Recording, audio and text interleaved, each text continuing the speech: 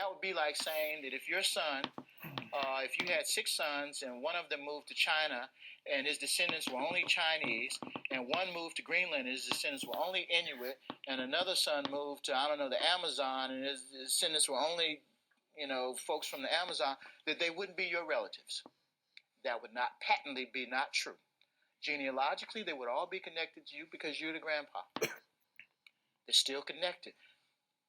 The idea that physical similarity will always track with relationship is what we're trying to get. I'm trying to dispel you of that notion because it's not always true.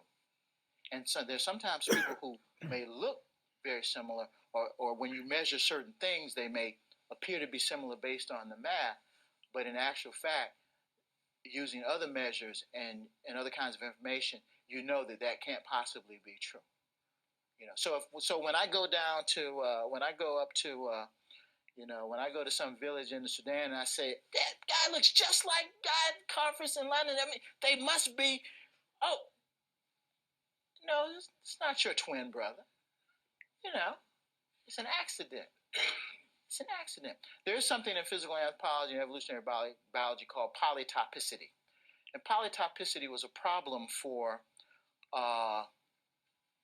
early evolutionary biologists who were interested in taxonomy and classification. Why? Because polytopicity refers to the fact that you have similar looking groups of organisms, or you have a group of organisms in one place that looks very similar to another group of organisms in another in terms of whether it was their wing shape, their morphology, in terms of things you can measure.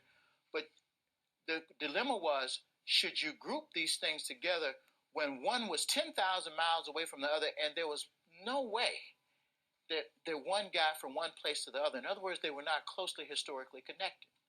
So it's called polytopicity. It's one of the problems with the subspecies concept for zoologists, and the subspecies concept in zoology is the same as the race idea for human beings. Only with human beings, there's even more problems than there were for the zoologists. Problem of classification.